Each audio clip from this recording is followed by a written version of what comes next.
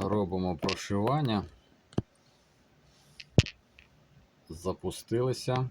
Нагадую, що для цього треба просто закинути нам на флешечку відповідний файл. Флешка має бути підготовлена. Бажано це карта пам'яті 10 класу до 64 і картридер USB 2.0, порт USB 4 піна. Далі ви просто вставляєте ваш прилад і починається оновлення.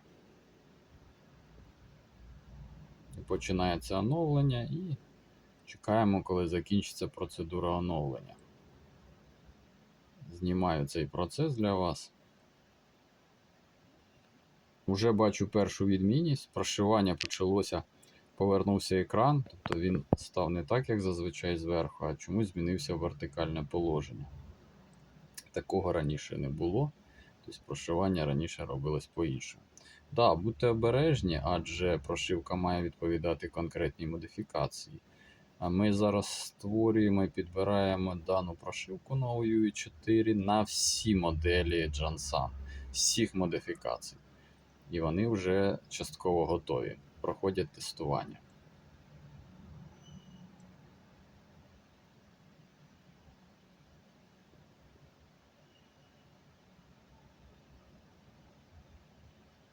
Завжди виникає питання, а чи можна повернути назад на прошивку UE 3? Так, це можна. Відповідь коротка. Але перед цим треба повернути на прошивку UE 1. Тобто двічі потрібно буде прошити прилад.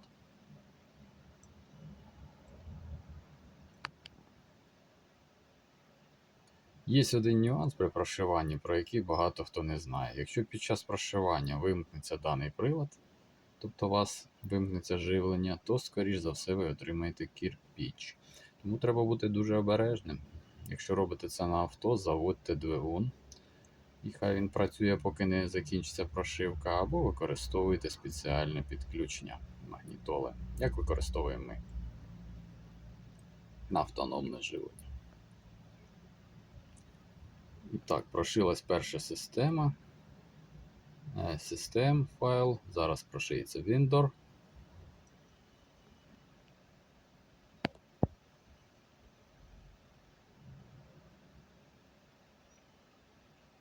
Далі процес піде набагато швидше.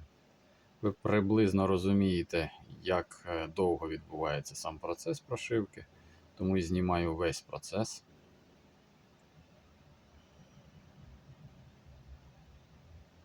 Це перша спроба, насправді, не знаю, як вона стане. І зроблю потім окреме відео для вас спеціально по огляду даної прошивки. Більш детально. Там є деякі цікаві фішки, яких немає в стандартній прошивці. Зокрема, обіцяли відеореєстратор. Багато хто хоче цю функцію у Jansun, її не було. Нібито існував ярлик DVR, але це не зовсім та програма, яку вони встановили. Зараз.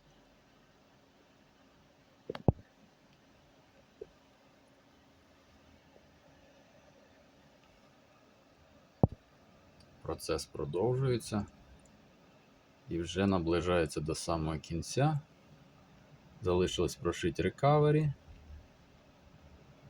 додаткові елементи і одразу все пришвидшується. Далі має відбутись перезавантаження запитання. Тобто, в принципі, і у вас буде відбуватися так само. Складнощів не повинно виникати. Якщо ви вставляєте в 4 пін роз'єм, не почалась прошивка, ставте в 6 пін роз'єм. Тільки що відбувся невеличкий глючок. Просить витягнути Skip for Reboot. Витягуємо флешку. І залишилось почекати до завантаження. Звичайно, це не прошивка Android на 13.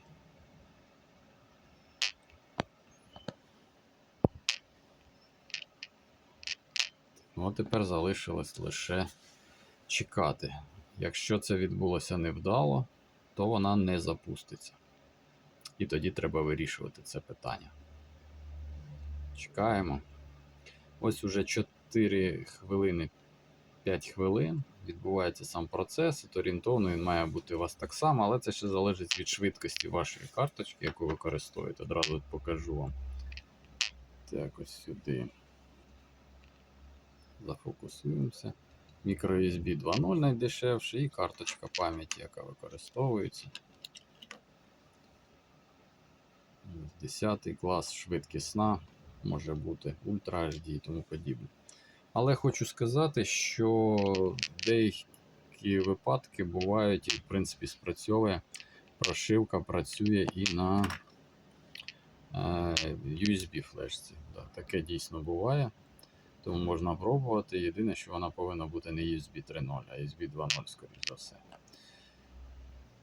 Бачите, не запускається, вже чекаємо хвилину, але це нормально. Адже коли ви залили прошивку всередину пам'яті, ваш прилад, він іще прошивається тепер сам. Тобто відбувається прошивка. І от якраз в цей момент, ну, в принципі, в цей момент вимикання електрики не таке страшне, адже процес почне заново. А от страшне, коли ви робите заливання. Хоча також це не бажано. Ось уже 6 хвилин, навіть 6,5, але процес прошивки не закінчився. Ну, ми дочекаємось все-таки до кінця. Ознакою того, що вдало відбулася прошивка, в кінці буде невеличке затемнення оцього надпису. То він зараз, бачите, моргає, потрошку ходить, в мене аж камера пригає від-за цього. Фокусується, але він має так затемнитись. Оп, затемнилось, дьорнулось, вібро нібито. В телефоні це вібро, ну тут немає режиму вібро, тому ви не чуєте. Коли прошиваєш телефон, там воно вібране один раз. Так, чекаємо, чекаємо. От не знаю, можливо і не вдала прошивка. Можливо, проблема буде. Зараз побачимо. Вже 7 хвилин прошиваємо і нічого. Тут була залита прошивка, а результату нема ніякого. Буває і таке. Так, чого ж ти сходиш з розуму, камера?